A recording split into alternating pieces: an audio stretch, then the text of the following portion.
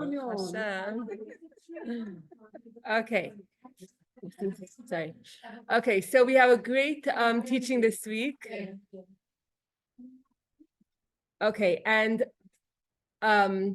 it's as if this teaching was prepared, even though it was said over 40 years ago.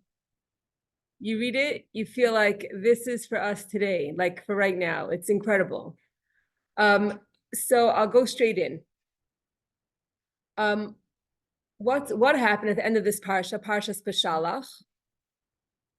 The nation of Amalek starts up with the Jews. Now, the Amalek is the reason why Amalek is so bad is because, first of all, they were the first ones to start up with the Jews after they left Egypt and after they crossed the sea. So imagine a boiling hot bathtub. No one wants to go in because whoever's going to go in is going to get burnt. But if someone does go in, it cools it off for everybody else. And Amalek is all about cooling off. That's what Amalek is. Amalek is gematria, is the numerical equivalence of safek, which means doubt. Amalek is the power that tries to cool you off. You're excited to do a mitzvah. You're excited to do something. Oh, don't be so excited about it. And and when we're apathetic, that's the worst. That's the worst thing. When we're enthusiastic, when we have passion for Yiddishkeit, that's the best. And even if we have passion for things that aren't so good, at least we have the passion, and then you could use the passion for Hashem. But when you don't, but when there's no passion, when you just feel like a cold fish, that's the worst. That's the worst klipa. And that's what we have when the 10 plagues. The first plague was dam, which is blood, which is warm. The second plague is frogs. The frogs are cold-blooded. So we have to fight. We have to fight on all fronts. If a person is excited for something that's not good, then we have to take care of that. We have to shift the excitement for something good. But what's even harder to deal with is the apathy. I don't care. That's the worst thing. If a person feels like I don't care. And that's what Amalek represents. So we have this nation of Amalek coming to fight against the Jews. And what happens? When the Yidden fought Amalek, our enemy, Rashi says that Moshe's arms were weary because he was lax in performing this mitzvah specifically and didn't go to fight the battle personally. So what happened was, in the Torah it says that Moshe, while the Yidden were fighting Amalek, Moshe sent Yehoshua to actually be the general in the army. And he went on top of the hill or on top of the mountain, and he was going to fast and pray for the Jews for their success. And his hands were up like this in prayer, and his hands felt heavy. And he had to have Aaron and Hur standing on his sides, helping him to hold up his hands. And as long as Moshe's hands were up, the Jews were victorious. So ultimately, Moshe davening with his hands outstretched did help the Jews, but his hands were weary, his hands were heavy. It was difficult for him to hold his hands up. And the question is, why? So Rashi explains that it was because he really should have gone and fought the war. He should have led the Jews in battle.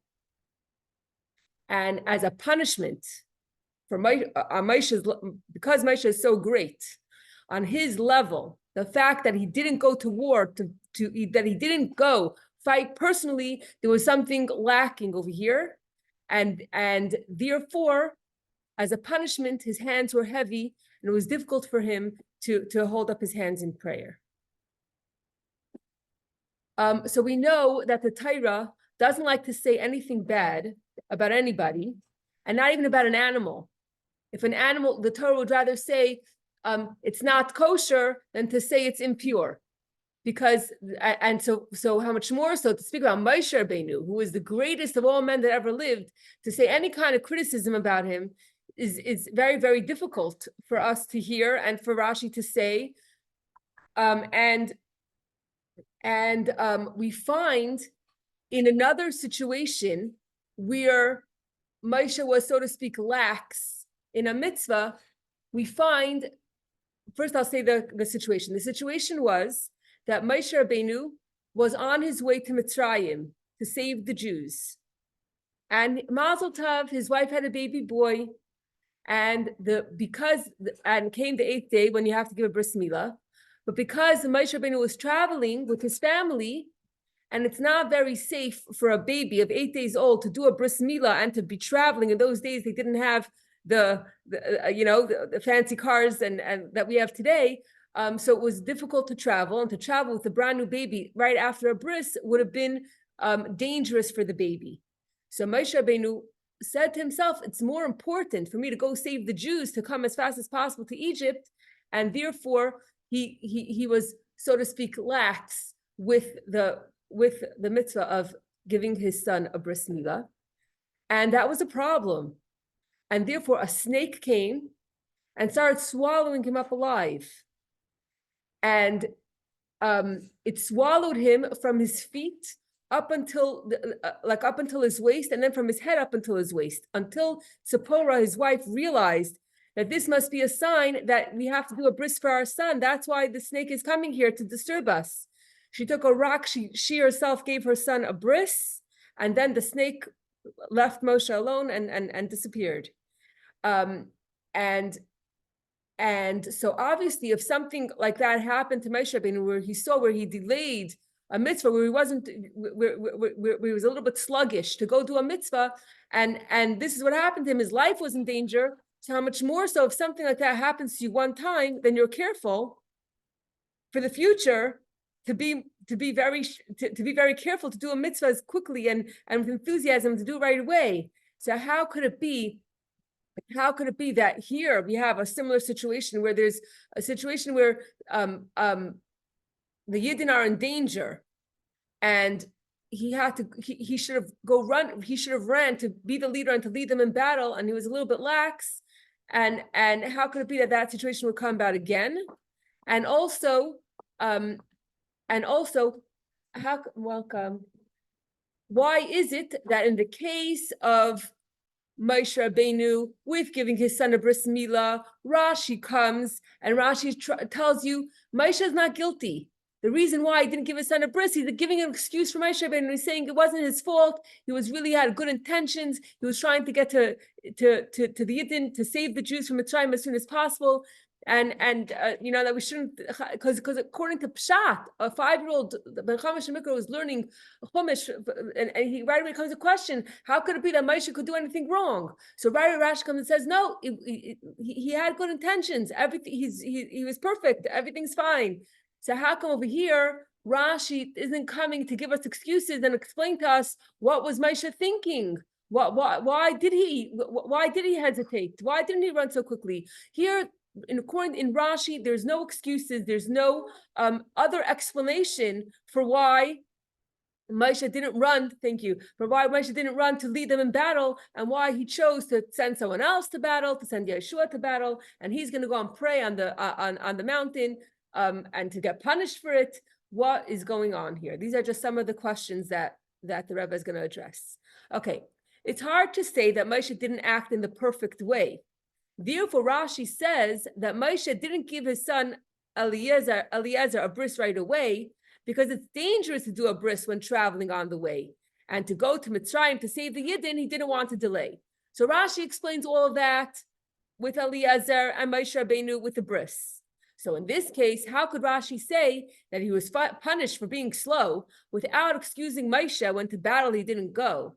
Especially since if he almost died by a snake for being lax, then for sure in the future Moshe wouldn't relax. He would be on the ball. Now, there are excuses that Rashi could have brought to explain why Moshe didn't go immediately to lead the Jews in battle. What are these explanations? We're going to discuss what Rashi could have said, and the end is that Rashi didn't choose to say them. But what could have been explanations? So why doesn't Rashi bring Targum Yonasan, which does say that Moshe's hands were weary because he delayed the war until the next day. So Targum Yonasan says that he delayed the war for the next day. He didn't go fight that day. He didn't say, even if he was sending Yeshua to battle, it didn't happen that day. It only happened the next day. So therefore, his hands were weary. But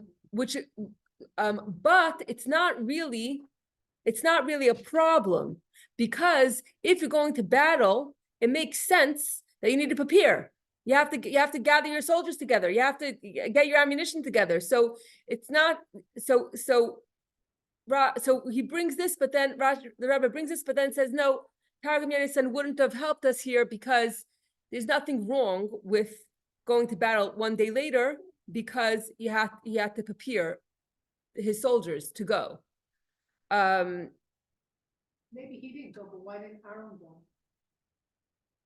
So Aharon was the Kohen Gadol. Aaron was the Kohen Gadol. He was busy with the service of the Beis Hamikdash. It wasn't his role as a leader of a Jewish people. The leader of the Jewish people, we're going to see his role is to take the Jews into battle. In this case, something is different. Something is different here.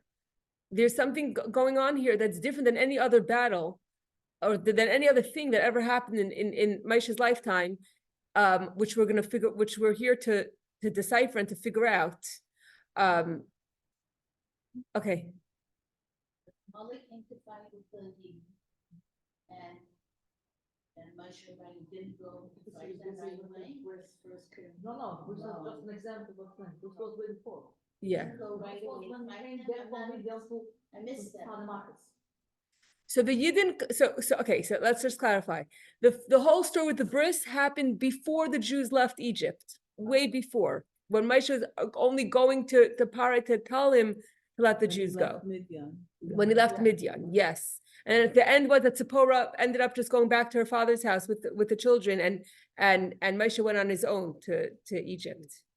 So now the Jews were freed from Egypt. Sorry, that wasn't clear. They crossed the Red Sea. They're in the desert now. And no one had the audacity to start up with the Jews except for this nation of Amalek. Amalek is coming to start up with the Jews. How that exactly played out, I don't really know. Because we're going to see soon that the Jews are covered from all sides, are protected with the clouds of glory. It says that those that were weak and weary, spiritually maybe, yes, they were not protected. Correct. They were outside. Correct. So the only people that Amalek could even try to hurt, the only people that are in danger are the people that were expelled from the cloud. The lesson we could learn from that is Amalek is the enemy for Hashem, the door, because he touched the weakest. And we're talking about Amsel were 49 degrees below Sharakima. So those that were a little bit weaker, and even though it was that level, they touched they had a chutzpah to touch those people, so they are the enemy for Hashem. So wow. The level of each one of Wow. For the audacity to try to hurt a Jew who's expelled from the cloud because of his negative behavior, for that we have two commandments that we have to write down in the Torah, the story of what they did to us, and that we're commanded to remember Amalek every single day in every single generation, and we say it in the Sichos. So yeah, just learning this, you think of the Amalek of today, and what happened October 7th. I'm saying everything comes together. Okay, so we're gonna discuss this. We're here to discuss this. So one opinion is that he pushed off the fighting for the next day. Also, October 7th, we were attacked. It took time for the army to get their act together. Every single thing that I'm learning, I was literally getting the shivers because it was like matched up so perfectly. So it's like a replay October 7th is like a replay of the story of Amalek. What happened then? We were not ready for battle, and it took us time to get our act together. So there is an opinion that it took Moshe time to get his act together, which could have been which wasn't a positive thing, because what he should have done, what the Rebbe is saying, what he should have done is that he should have dropped everything, run to battle, and just no calculations, and just save the Jews because they were in danger. That's what ultimately the Rebbe says should have happened. But we see that that's not what happened. I mean, there's a reason why it didn't happen that way. But that's what should have happened. And what's crazy, what also shook me, is that Moshe Rabbeinu was 80 years old at this time. This teaching was printed in 1981, and the Rebbe was born in 1902, which makes the Rebbe 79, going to his 80th year, because it's Beshalach. Yud Aleph Nisan is his birthday. The Rebbe is approaching his 80th year, and Moshe was 80 years old at this time. And I feel like when the Rebbe is saying it, he is telling Hashem, he's saying to Hashem, what happened with Moshe when Moshe was 80 years old, that wasn't what's supposed to happen. And the Rebbe, being the Jewish leader at this exact age, what Moshe says should have happened. It's just, okay, I'm jumping ahead of the gun again. Okay, so, okay. Another reason that Rashi could have given for Moshe's condition, that his hands are weary, is that the Yidden did sin. When Hashem's presence, they did question. This is the key. The reason why this situation was different from the rest, the reason why Moshe didn't go running into battle, is because the Yidden sinned. By questioning and asking, is Hashem amongst us? This was a problem. Because there's a mashal, there's a parable of a father who's holding his son on his shoulders. And the son says, Daddy, where are you? And the father says, you don't realize that I'm holding you on my shoulders? If you don't realize, I'm going to have to teach you a lesson. I'm going to take you off my shoulders and I'm going to put you on the floor. And then the doggy is going to come and bite you. And then you're going to realize that I was holding you on your shoulders the whole time. So, okay.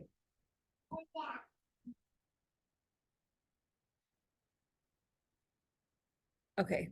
So, why doesn't Rashi say, excuse Moshe, and say, oh, it wasn't Moshe's fault. It wasn't Moshe's fault that the fact that his hands were weary. It's not because Moshe Rabbeinu was lax and didn't go running immediately to help the Jews. It's because it was the Jews that they had sinned, and therefore his hands became weary because of the Jews. It wasn't anything that he did wrong. But Rashi doesn't take that approach.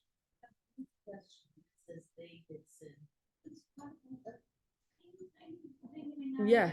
And yet we all always have to pay the price because we are one. Right. We are all one. We wouldn't sin if we wouldn't tolerate it. I always feel like, in a certain sense, that we kind of set it up. We accept, like, first time somebody embarrasses somebody, everybody would be like, oh, and then we become desensitized, and then everybody's doing it. That's just. And when we hear that someone, when someone chose a different path, at first we're so upset about it, and then time does its thing, and we get used to the idea, and we're not as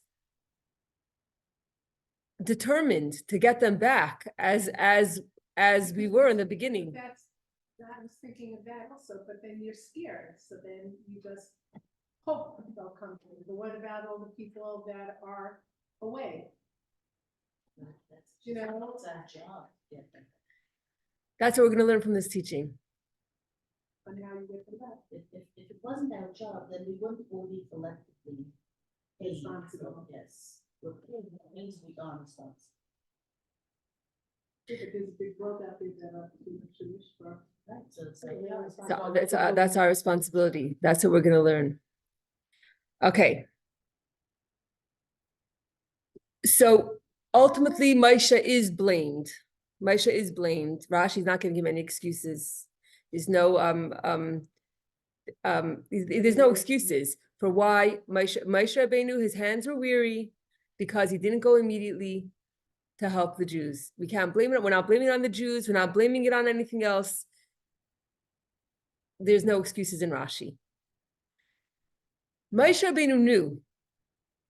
There's even a greater question. So the first question is, why is Rashi not giving him any excuses? Now it's even a greater question. When Moshe asked Hashem to appoint the next leader for the Yidden, he asked for someone who would go out before them to fight, like he did when against Sichon and Og, he fought with might. When Moshe Rabbeinu Moshe Rabbeinu knows he's going to pass away, and he's asking for Hashem for a new leader for the Yidden. What is the criteria for a leader? Moshe Rabbeinu says, not a leader like the rest of the nations. The rest of the nations, their kings, sit comfortably in their palace and they send their soldiers to fight the war. When Jews are fighting a war, it doesn't go that way. The leaders, they go first. They go in battle first. In every battle, whether it be David HaMelech, whether it be Moshe Rabbeinu, and Moshe Rabbeinu knew this, and he practiced this. When he was 120 years old, he did go first in battle, and he led the Jews when he was 120, which is much older than 80. What happened at 80? So what happened at 80? What happened at 80 is that the Jews sinned, that they didn't have enough faith in Hashem. And because they didn't have enough faith in Hashem, there couldn't be, the victory had to be in a natural way. It couldn't be in a miraculous way. And when you have to start making when you're fighting naturally, it has to be with calculations and choosing the right soldiers and doing things according to Seichel. But with Sichon and Og, to fight Sichon and Og, Hashem said, I'm going to give them into your hands. You have nothing to worry about. And there were no calculations. Moshe went straight into battle, and there was no fear. There was no problem, because that was a miraculous victory. And Moshe's entire life, everything that Moshe did was all miraculous. The plagues, getting out of Egypt, the splitting of the sea, the man, everything that happened was all a miracle. It was all it was everything in a miraculous way, and there were no calculations. Whatever Hashem said, Moshe did, and everything was wonderful. But in this one instance, when what happened? When the Jews questioned, "Is Hashem amongst us?" When there was a lack of faith, this was a different case. Moshe Rabbeinu said, only because they had a lack of faith was Amalek even able to approach them. What's happening today? They were weak and weary spiritually, 100%. You know, I didn't learn the Chumash inside, so I don't know exactly what caused it. We should look. And that's exactly parallel to what's happened in October 7th. Oh, it's exactly part of what happened on October 7th. Exactly. Literally what happened. Mhm. Totally. Like, it's Wow. like Hamas took the page out of the Totally. fish and, you know. They took did such advantage. terrible things Yep. how that when Hashem says wipe them out, there was a good reason for it. It's not because they were sweet. But then they didn't wipe them out. That's right. They made that mistake. That was also probably our collective. I don't know where, but I think it's the end of Beshalach. They didn't even look in the Chumash. Okay, so let's see. Let's go to the end of Beshalach.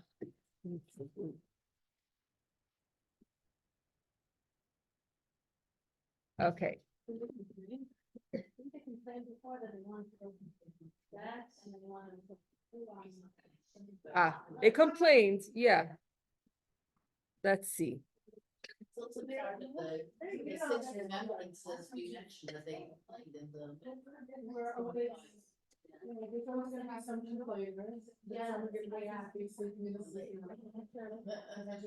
Very kind of discussion about this, the real outcome of my life and the way they push children. Okay, very simple. Okay, you want to hear the story? I'm going to read it in English. The entire assembly of the children of Israel journeyed from the wilderness of Sin to their journeys according to the word of Hashem. They encamped in Rephidim, and there was no water for the people to drink. The people contended with Moshe, and they said, "Give us water that we may drink." Moshe said to them, "Why do you contend with me? Why are you testing Hashem?" The people thirsted there for water, and the people complained against Moshe. And it said, "Why is this that you have brought us up from Egypt to kill me and my children and my livestock through thirst?" That's so valid, I'm sorry. but- Moshe cried to Hashem, saying, "What shall I do for this people? A bit more and they will stone me." Were they dying? of thirst when We they did just not literally change from the asked time of the Bible. Hashem said to Moshe, Think about I don't have enough tissue for that. all these people that didn't listen to Moses to come out of Mitzrayim, that killed them. "Pass before the people They and were take the with you last some of the seven elders of months of Israel. Israel. And in your Okay. hand take your staff with which you struck the river and go. Behold, I shall stand before you by the rock in Horeb. You shall strike into the rock and water will come forth from it and the people will drink." Moshe did so in the sight of the elders of Israel. He called the place Masum Riva because of the contention of the children of Israel and because of their test of Hashem, saying, "Is Hashem in our midst or not?"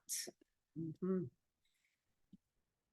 Okay, we can talk because our emunah is, but we all day we say, "Hashem, where are you?" Mhm. But that's far from listen. I mean, you can't really compare to them. On two ways, on both ways, because they saw to listen, but Yeah, but they still- but also our belief is based on them. So we're like, They literally strong saw together. Hashem. They were able to say, this is Hashem. So maybe they felt that he abandoned them. I don't know. And also on their level, they were such a great level, so for them to complain. But it's unbelievable. It says, the pasuk says, I was looking for where does it say, is Hashem in our midst or not? And I'm looking. It was right there because immediately after the pasuk says that the Yidden said, is Hashem in our midst or not? Immediately Amalek came and battled Israel and Rephidim. Immediately. You want to know, if you want to They're know, waiting for that. you see, when tragedy happens, they say, "Oh, tznius," because of lashon hara. Mhm. Here it's saying, I mean, if you want to go that Musar path, here it's saying that it's because of lack of faith. Mhm. It's that second there's a lack of the problem is that the lack of emunah.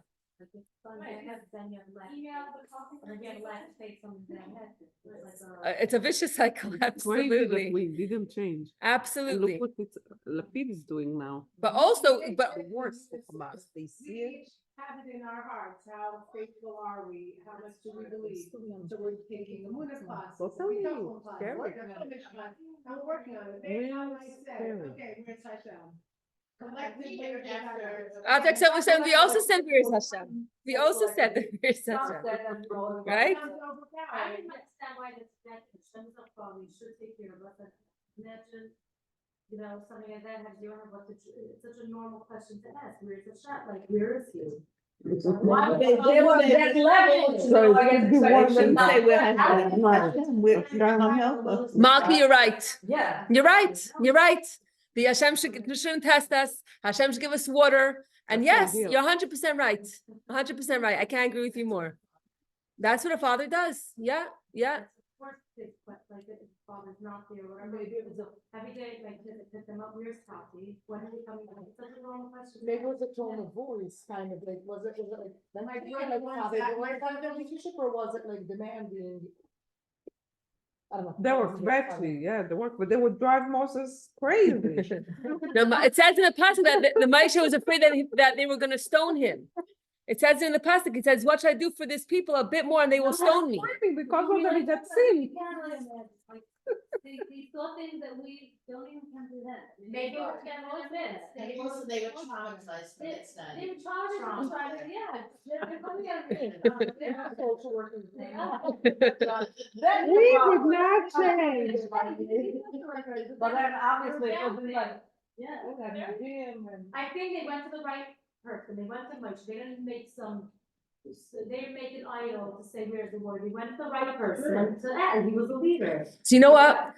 I didn't think it's only because you're asking these questions. What comes to mind is the difference between then and now. Is that then their emunah and bitachon was a no-brainer. They didn't have to work on it. Mhm. It was just Hashem just swooped them Experience it. out, you know? So there wasn't any internal work. And therefore, when all of a sudden there's no water, they get nervous. Maybe Hashem only saved us and now he went away. I don't know. But with us, after being in Gullus for so many years, the Amunah and the Bitachon that we have, because it's not just October 7th, all of a sudden one day, October 7th happened. Our whole life, we're working on Amunah and Bitachon. You know, like our whole life, every time anything happens, we're looking for the Hashgacha Pratis. We've trained. What's Amunah? Amunah comes from the word. It comes from a few words. What's it called? Somebody, someone who's being trained into something, right? In the olden days, what is it? What's it? What? Okay, apprentice, right? The Hebrew, the right. The same shoresh of Amunah is the word which means to be an apprentice, to lihita amen, to practice and practice and practice a skill in order to get good at it. And the same thing, Amunah is a skill that we develop. It's like strengthening a muscle. The more you do it, the stronger the muscle gets.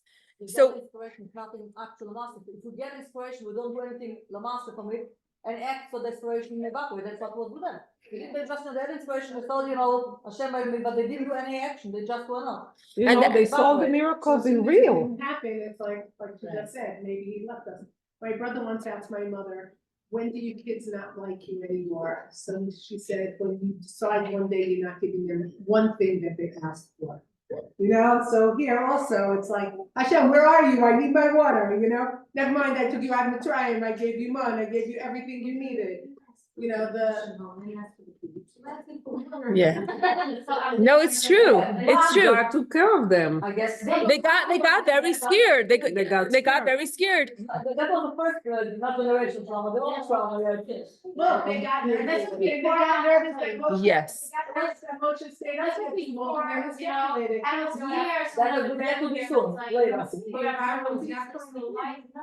No.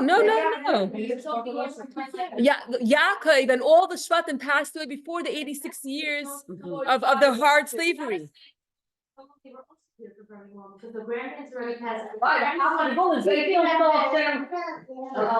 They were serving up by the Zara. They were on the 4/9 level of impurity. Hashem comes, scoops them out, but they didn't internalize the faith. Right.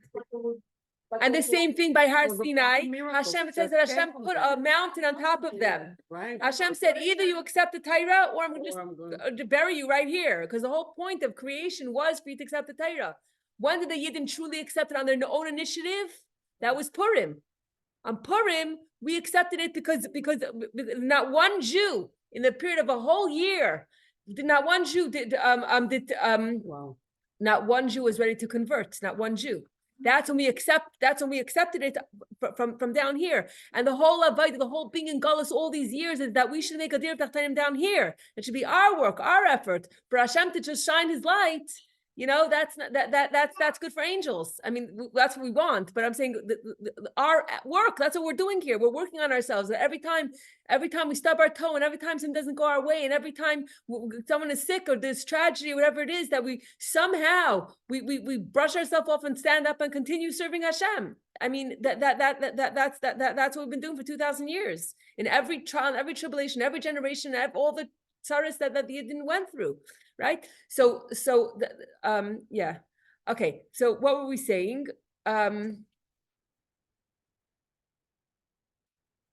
Okay.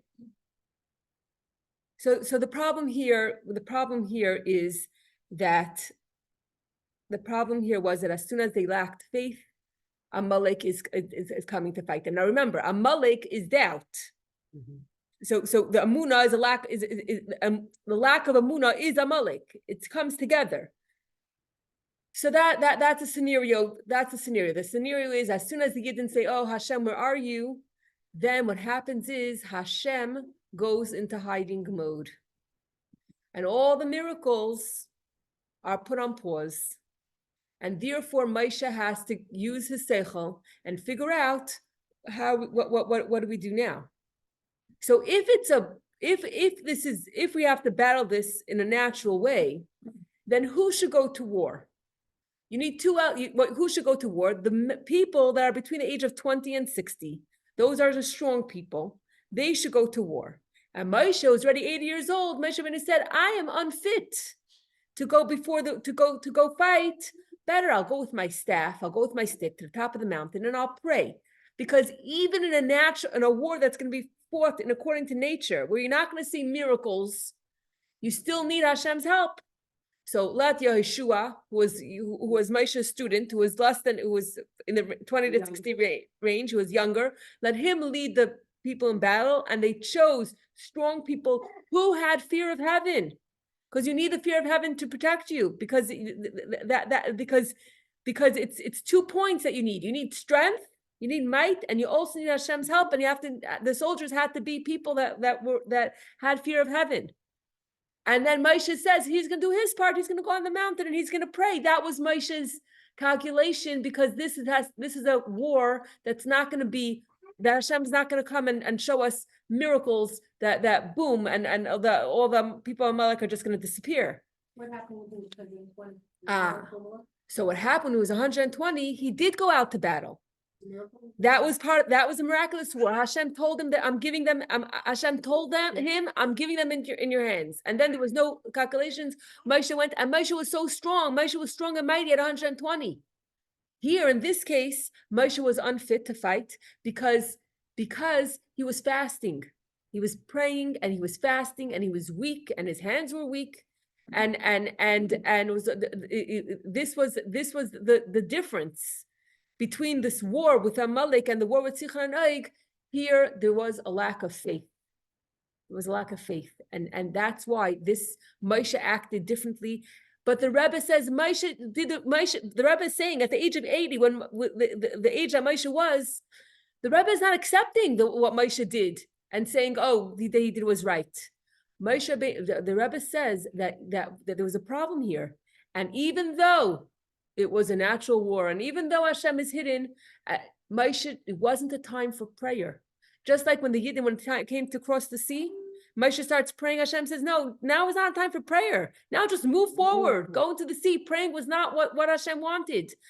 What the Rebbe says, what Moshe Rabbeinu should have done, he should have taken his staff, go to the battlefield, and pray a short prayer there. Wasn't necessary to sit and go on top of a mountain and pray, even though the prayers is what ultimately helped the Jews. And even though he was on the mountain and the Jews who were fighting were able to see him. So he was strengthening their morale because they saw that he was praying for them. Despite all of this, there's no excuses in Rashi, and there's no excuses. He should have gone personally to fight the war. And I think that the Rebbe was, by saying this teaching, I think he was saying to Hashem, it's not enough to have a Jewish leader, to have a Rebbe up in heaven praying. We need a physical leader to lead us personally in battle to win Amalek. And we see that this is how the Rebbe actually acted. And today is Yud Beis Shvat. Yesterday was Yud Aleph Shvat, which is the day that the Rebbe accepted upon himself the leadership. The Rebbe was the 7th in the Chabad dynasty. And his father had passed away the year before. Yud Shvat Tavshin Yud. And for an entire year, the Rebbe did not want to accept upon himself the leadership. And Malki told us that her great-grandfather, he, as a matter of fact, in the newspapers, I don't know who exactly, but the Chabad put in the newspapers that the Rebbe is going to accept the leadership on the anniversary of his father-in-law's passing, and the Rebbe said to retract it from the newspaper. And one chassid went to the Rebbe and said, please, it's going to look really bad if you make us retract it. And we don't know exactly what happened in that conversation. And the Rebbe, the end, they didn't retract it. But the Rebbe was upset that they put in the newspaper that he's going to accept upon himself the leadership. He didn't want it. And it came so Yud Shvat was the anniversary of the passing of his father-in-law. And there was a farbrengen Matzah Yud Shvat, which was already the beginning of Yud Aleph Shvat. And the Rebbe was saying a Sicha. And Malki's great-grandfather stood up, Rabbi Nemtsev, and he said, Sichos are wonderful, but we want a mimer. A mimer would mean a Hasidic discourse that the Rebbe is taking upon himself the leadership. And the Rebbe was silent, pin drop, quiet. And after a few minutes, the Rebbe held onto a tablecloth. The Rebbe would hold onto a tablecloth or a handkerchief to keep himself grounded down here. And the Rebbe said, which means I came down to my garden, which was the mimer that the Frierdiker Rebbe, the previous Rebbe, had written. But it had written for the occasion of Yud Shvat, which was his grandmother's yahrzeit, but then he passed away on the same day. This was basically his last will and testament, and there were 20 chapters of the Hasidic discourse of the Frierdiker Rebbe, and every year, for every year, the Rebbe would expound upon one chapter. So for 20 years, the Rebbe expounded on just this one discourse of his father-in-law, and then he started a second on 20 years, but which almost was completed. It was in Tavshim Ches when his wife passed away, when the Rebbe Chaim passed away, and the Rebbe stopped saying Maimarim. So it was almost a second cycle of this. And every year we learn the two teachings, the two Maimarim that the Rebbe said based on his father-in-law's Maimar. So anyway, in this Maimar, the first year, when the Rebbe said this Maimar Basiligani, there were 3 parts. And the second part, the Rebbe told a story about each of the Rabbeim before him. I'm going to share a few of them. And you're going to see in each story that the Rebbe himself personally went to get the job done. Not an emissary, not sitting and praying, but that is what that is what the Rebbe is saying, that a leader, no matter what, especially when it comes to finding a Malek, and yes, Hashem is hidden, too bad. The leader has to go fight, has to go in battle without any calculations immediately. That was what the right thing to do was. Moshe had his whole excuse how this war was different, whatever. But the Rebbe in his, when he accepts for himself the leadership, he establishes through these stories that a Jewish leader is someone that's not going to send someone else to do the job. It's he himself that goes to do the task personally. The first story that the Rebbe shares is about the Alter Rebbe, the first Chabad Rebbe. It was Yom Kippur. It was Kol Nidre. And everyone's in the shul. And the Rebbe walked out of the shul and disappeared for a few hours. And everyone's waiting until he came back. And you know what he did? He went to the forest on Yom Kippur. He chopped wood, which is you're not allowed to chop wood on Shabbos and Yantif. He chopped wood, and he went to the home of a woman who had just given birth, and he lit a fire, and he cooked soup, and he fed the woman, and only then did he go back to shul. He could have sent anyone else. Wow. So my husband was away. Where was his husband? Where was the husband? The husband wasn't a Chabad Chassid. He went to his Rebbe somewhere else. The Rebbe didn't. The Rebbe didn't. It wasn't even a family from one of his members. He could have told the husband, "Go home and help your wife." Right. It was someone else. And he himself didn't ask anyone else to do the job. He did all this to save the life of a woman and a newborn baby that needed help, that needed warmth, that needed food, and the newborn baby. Here you go, newborn baby. And only then did he go back to shul to daven on Yom Kippur. The Mittler Rebbe, the second Chabad Rebbe, he would have many Hasidim, many people would come and come to ask his advice.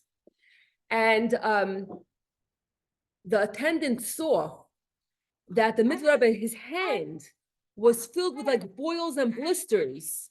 His hand was actually hurt, and he was actually in physical. He had physical blisters on his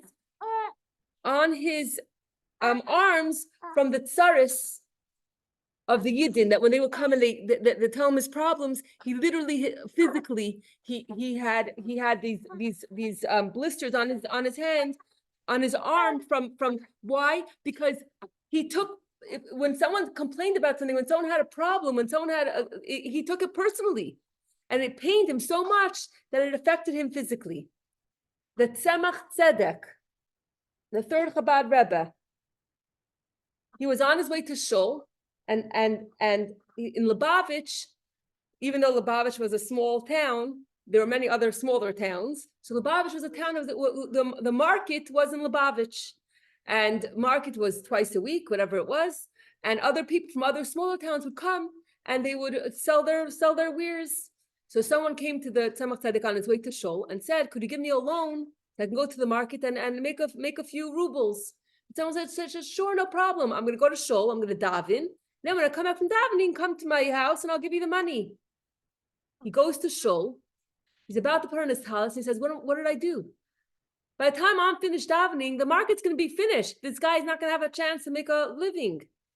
He took off. He didn't daven. He went back home.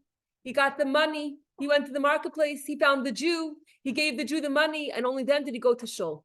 And when he went to Shul to daven, all of a sudden, his grandfather, Alter Rebbe, would appear to him from time to time. And Alter Rebbe hadn't appeared to him in a while.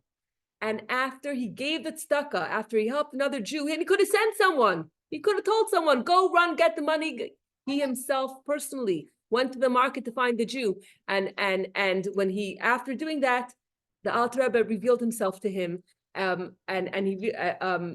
which was something that he was waiting for a long time. The Rebbe Maharash, the fourth Chabad Rebbe, he lived in a very wealthy fashion. Although it says that he had gold boots, but there was nothing on the bottom, which means that he was walking which means that he presented himself to be very wealthy. But I think I heard that is the bottom of the boots, there was no bottom. But that's how he lived. And he was in Lubavitch. One day he tells his attendant, "We're going to France." To go to France was a few days of traveling by train. And for the Rebbe, every minute is precious. He traveled a few days by train to go to France. They come to France, he tells the attendant, "We're going to the most expensive hotel in Paris." And the attendant is like, "Okay." And then they get to the hotel. He says he wants to go to the second floor, which is where the casino was. And he checks into the hotel. And a few minutes later, he goes out of the hotel room. He walks straight into the casino. There's a table. And there's someone that was obviously Jewish that was sitting by the table. He walked over to him. He said, "Yayin nesach mitama es halev v'hamalach." Drinking wine that was touched by yayin nesach, by a non-Jew, it blocks the heart and the mind. And he turned around and he left. That was it. A few minutes later, this individual comes knocking on the door of the Reb Maharash.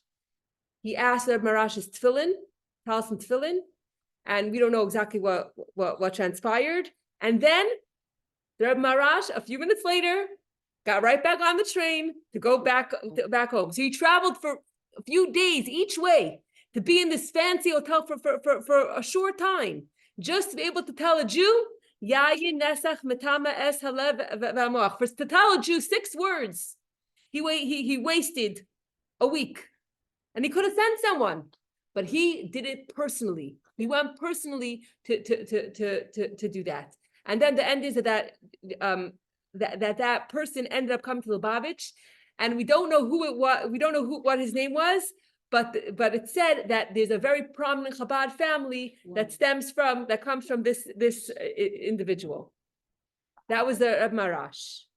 And I'll say one more story about the Reb Rashab. There was a decree.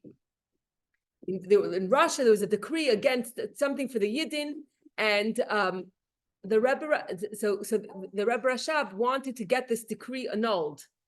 So the Rebbe Rashab's brother said, I'll go for you. I speak the language better. Rebbe Rashab said, "No, I'm going." Thank you so much for coming. Rebbe Rashab said, I'm going to go myself. He went into the office of this Russian officer, when he wasn't there. I don't know how he got in. And he had the chutzpah to go to the Russian's desk. He found the paper of the document of the decree.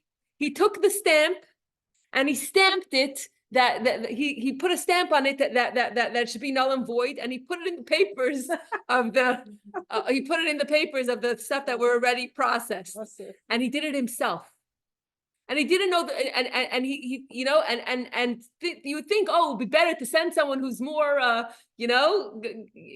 who has a connection with the authorities, whatever it is, but he did it himself. And this is what the Rebbe said this was his first mimer to tell us that a Rebbe, what does it mean, a Rebbe? A Rebbe is someone who puts himself first in battle and in everything. And I was teaching Tanya on last Wednesday. Tanya Perek Beis explains that we have a second soul. We have a second soul, which is an actual part of Hashem, an actual part of Hashem.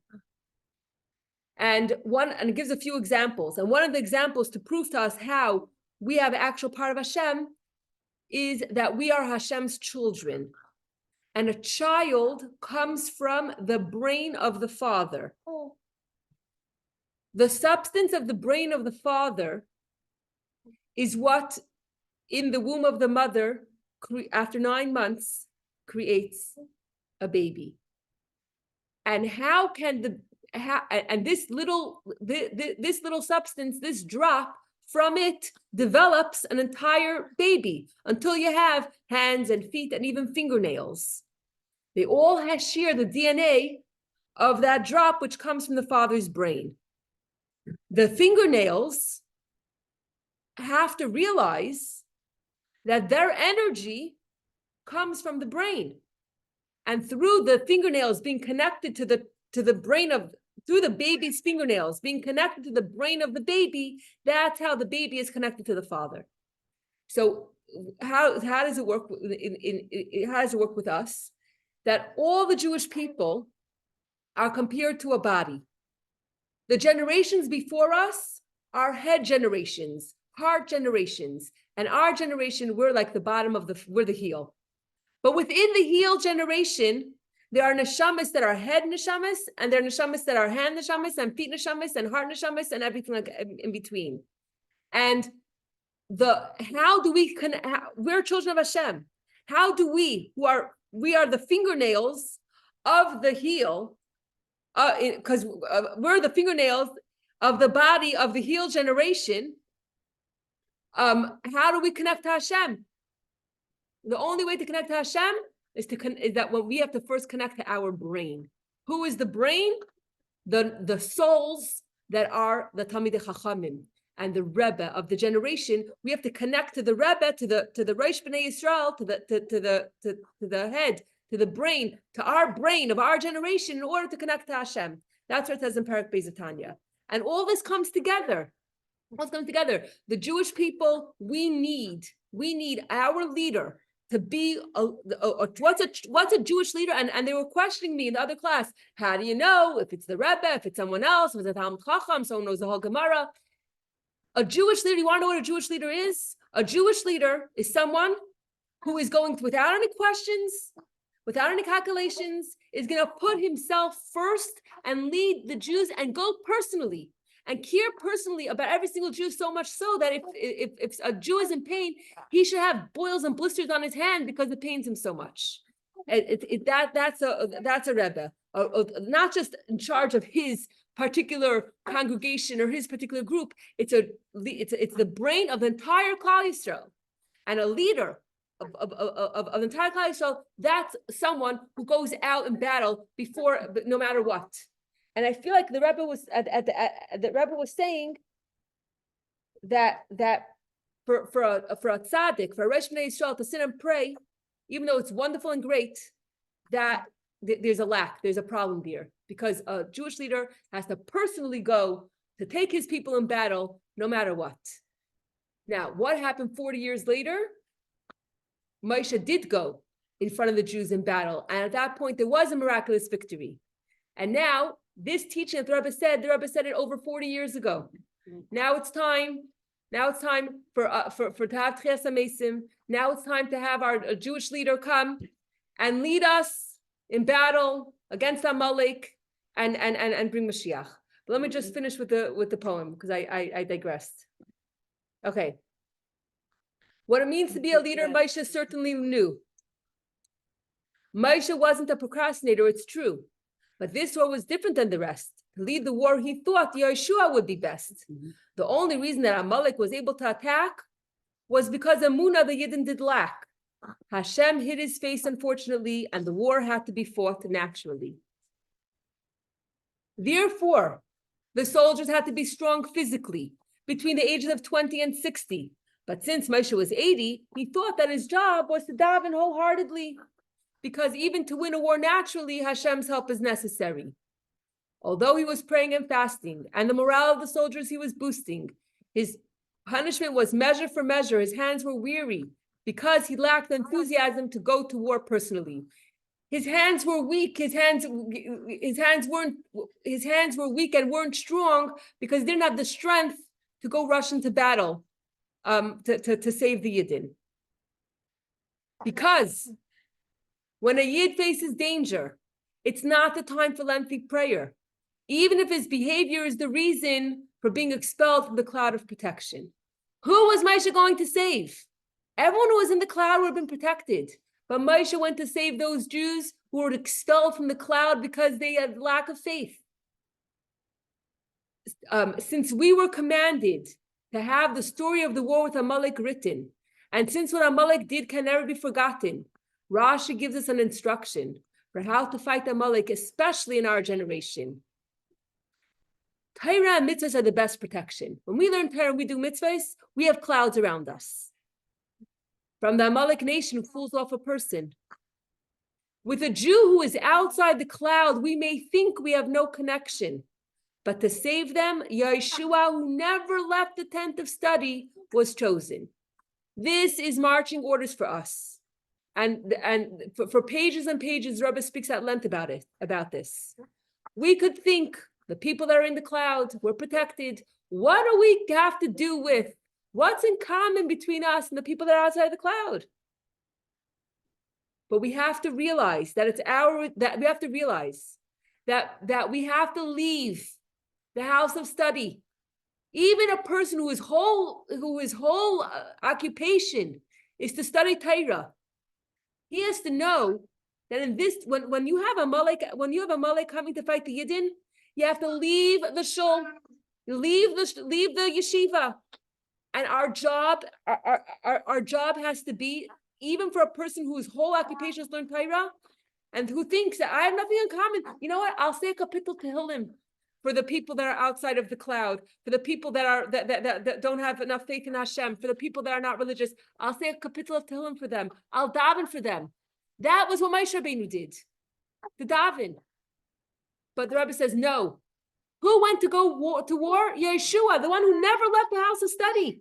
We have to learn, and we have to realize that we have to. This is an emergency situation, and it's not enough to daven and to learn. We have to personally go and help the Yidden that are out of the cloud, and that is what we have to do. That's our marching orders. That's what we have to do, to personally go on Mitzayim, to personally take care of, and that's our responsibility to care for those people that are out of the cloud. And when we do our part to fight Amalek, then Hashem will do his part and bring us the Geula. That's the last paragraph. Why all the Avrechim now coming to the war and coming to help, to be in the army, to take some part. They leave the yeshiva and they go to Israel to fight. Yeah. So so there's a spiritual Amalek and there's a physical Amalek. Mm-hmm. So absolutely we have to fight Amalek with Physically strength, right? But I'm saying for me and you that are sitting here, that the army doesn't want us. We can't do much. I'm saying the army doesn't want us. So we have to realize, and this was an eye opener for me, that it's not enough to daven and learn. We have to, because where did this war come from? What was the cause of it? That the cause was that there are people that there are people that are outside of the cloud, and it's our responsibility to pick ourselves up and to not just to daven and learn for them and say Tehillim, but to actually go and help someone, bring them back to Yiddishkeit, bring them into the cloud, to bring the Jews that are out of the cloud in the cloud. And it's our obligation. Who else is going to do it? And specifically those that fear heaven, specifically those that are from, that are in yeshiva, that do know, that do believe in Hashem. That it's our responsibility to save the Jewish people who are attacked. Who are attacked in a spiritual sense from Amalek, that have the doubts, that don't have the faith, that don't have enough faith. It's our responsibility to draw them into the cloud. That even if they're not in our community, even if we think, oh, we have nothing in common with them, to realize that they are our brothers and that it's our responsibility to personally go and draw them back in. So last paragraph. We must realize that it is our responsibility to save every Jew that is outside our community. When to help another Jew is our priority, even before Torah. Even before studying Torah, we will merit the coming of Mashiach speedily. I don't know. It shook me to the core. Because of the similarities and who they. It's true. October 7th, the people that were attacked and taken hostage. We it wasn't the Torah scholars. No. But we have to realize and take responsibility for it and say, if we were more welcoming, and maybe if we were more outgoing, and maybe if we were more pushy, that they shouldn't have been outside the cloud in the first place, then Amalek wouldn't have been able to get to them. And my mother They didn't want to hear it. They were not there to hear So I want to tell you something what my mother says, because my mother's in Florida now, and my parents are in Florida now, and my mother, in every opportunity, she doesn't go out of the house without a bag full of neshek, of candles to give out. Yeah. And my father and my parents were so in Florida. My mother posted pictures that they went to a jewelry store and they knew that that the owner of the jewelry store is Jewish. And my father said he's going here. I don't know if he also bought my mother a piece of jewelry. I hope. Oh, nice. But he said that he's going to put on tefillin with the owner of the jewelry shop. And the owner of the jewelry store, because my parents are there just like 2 weeks of the year. He said, "Oh, where is the rabbi that always comes?" Turns out the Chabad rabbi that always comes came to New York for Yud Shvat, so he wasn't here this Friday. And my father ended up putting on tefillin with him. But my mother says when so my mother when she's in Crown Heights on Friday, she goes running to Grand Army Plaza, whatever it is, with a whole bag of nashik, and she won't go home until the bag is empty. Wow. She takes her granddaughter, my niece, with her, and so she says, sometimes people give her a hard time.